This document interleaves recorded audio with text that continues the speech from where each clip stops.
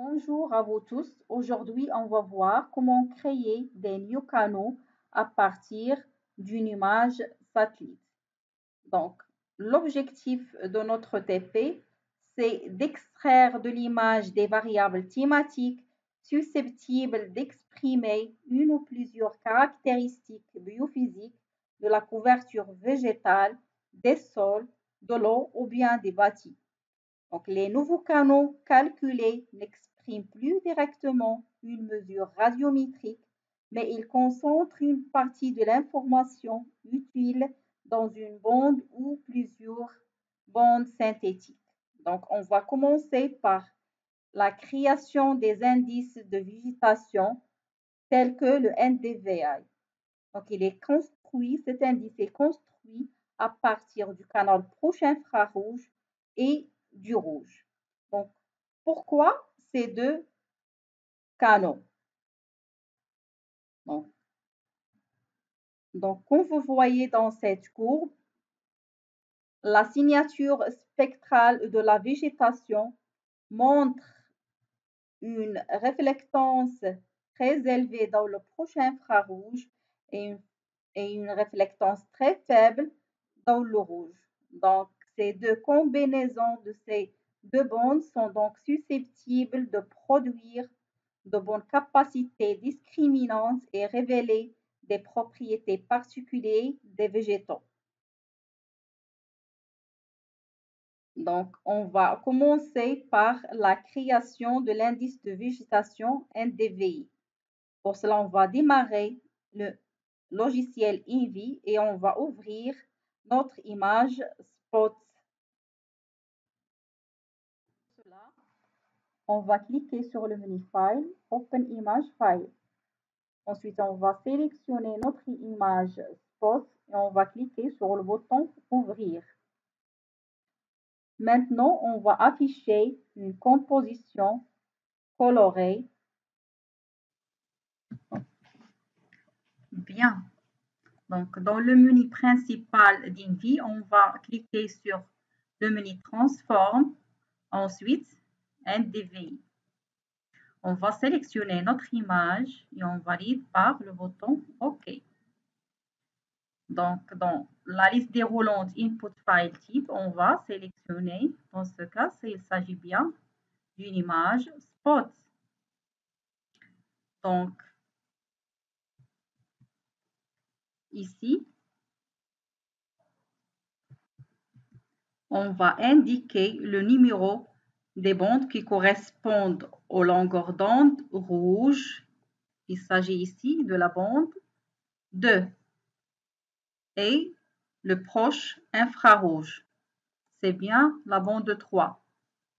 Après, on va sauvegarder notre résultat dans un fichier file sous le nom, par exemple, NDVI Spot. Ensuite, on va cliquer sur le bouton OK. Donc, notre bande NDVI apparaît dans la fenêtre Available Bandlist. Donc, on va l'afficher en mode Grayscale. Dans un New Display, on clique sur Load Band. Maintenant, on va essayer de comparer entre l'image Spot et la nouvelle bande NDVI. Donc, pour cela, on va tout d'abord faire un lien display entre les deux fenêtres. Donc, on va voir maintenant comment apparaît la végétation, bien les ondes de culture ici. Elle est bien représentée ici par le blanc ou bien au niveau de gris. Donc, la végétation apparaît en blanc ou au niveau de gris, comme vous voyez ici. Pour le sol nu, il est bien représenté ici en noir. Très bien. On va voir maintenant le bâti, comment apparaît dans notre nouvelle bande. Le bâti, c'est ici. Donc, il apparaît en noir. Très bien. Donc, maintenant, on peut visualiser notre NDVI avec une palette de couleurs. Donc pour cela, on va cliquer sur le menu Tools, ensuite Color Mapping et Envy Color Tables. Et on va choisir une symbologie qui nous plaît. Par exemple, bleu, green, red, yellow. Vous pouvez choisir n'importe quelle symbologie.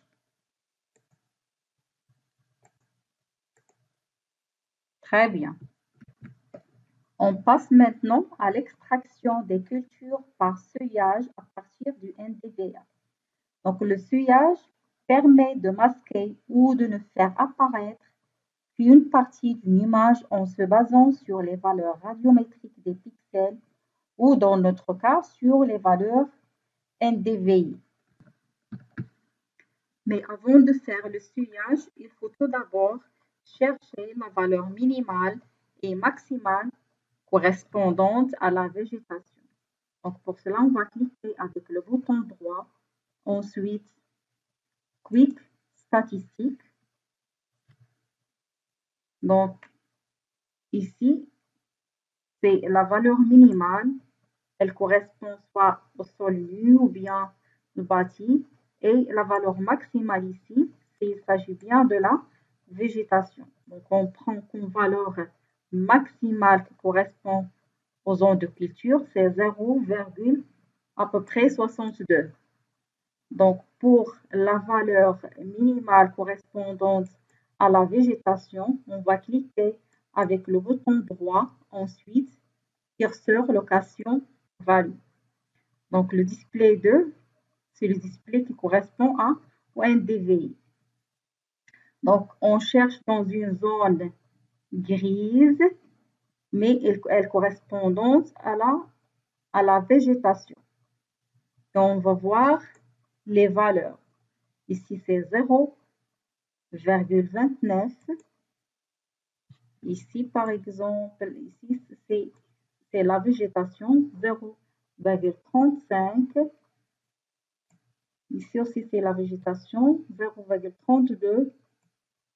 Ici, c'est 0,23. Donc, on va prendre comme valeur minimale 0,23. Très bien. Maintenant, après avoir déterminé la valeur minimale et maximale de la végétation, on passe maintenant à l'extraction des cultures. Donc, pour cela, on va cliquer sur le menu Basic Tools, ensuite Masking, puis Build Mask. Et ensuite, on va sélectionner le display 2 qui indique bien le NDVI. On valide par OK. Dans le menu Options, on va cliquer sur Import Data Range. Donc, on va indiquer ici la valeur minimale et la valeur maximale. Dans notre cas, c'est 0,23 et 0,62. Donc, on va cliquer sur le bouton OK. Ensuite, on va choisir le répertoire et le nom de sortie. Ensuite, on va cliquer sur le bouton Apply. L'image correspondante au masque sera automatiquement affichée sur la fenêtre Available Band List. Donc, on va l'afficher. Donc, la zone à mettre en évidence dans notre cas, c'est les cultures. Elle sera codée sur 1 et la zone masquée sera codée sur 0. Donc, les zones de culture, c'est en tout ce qui est en blanc. Très bien. On passe maintenant à la création de l'indice de brillance. L'indice de brillance permet principalement de mettre en évidence les éléments stériles non chlorophylliens, comme par exemple l'urbain via les sols nus. Cet indice donc est sensible à la brillance des sols, relié à son humidité et à la présence de sel en surface. Donc, il est calculé comme suit. Donc, il est égal racine carrée, le rouge carré plus le prochain infrarouge à la puissance 2. Donc, pour calculer l'indice de brillance, on va cliquer sur le menu Basic Tools, ensuite Band Math. Donc, dans la zone Entrée une expression, on va saisir la formule qui nous permet de calculer l'indice de brillance. Ensuite, on va cliquer sur Add to List. Ensuite, on va cliquer sur le bouton OK. Donc, il faut indiquer dans la liste des bandes, il faut indiquer les bandes qui correspondent aux variables B1 et B2. Dans notre cas, c'est les bandes rouges et prochain infrarouge. Donc, sélectionnez la variable B1 et la bande correspondante, c'est B2. Variable B2 et la bande correspondante, c'est le prochain infrarouge, c'est B3. Ou bien la bande 3. Toujours, on clique sur le bouton Choose pour choisir le répertoire et le nom de sortie et on valide par le bouton OK. Donc maintenant, on va essayer d'ouvrir la nouvelle bande en niveau de gris. Toujours New Display, Load Band. Très bien, on va faire maintenant Link Display pour essayer de comparer la bande de l'indice de brillance et notre image spot. OK. Donc, pour la végétation, elle est représentée en noir. Pour le bâti, il est bien représenté en blanc et en niveau de gris. Et même chose pour les zones pour le sol nu. C'est en niveau de gris ou bien en blanc comme vous voyez ici. Très bien. Donc, de la même manière, vous pouvez créer la bande qui correspond à l'indice de rougeur. Donc, cet indice traduit la présence de matériaux de couleur rouge dans les sols, comme par exemple l'oxyde de fer. Donc, sa formule, elle est calculée comme suit. C'est le rouge moins le vert divisé sur le rouge plus le vert.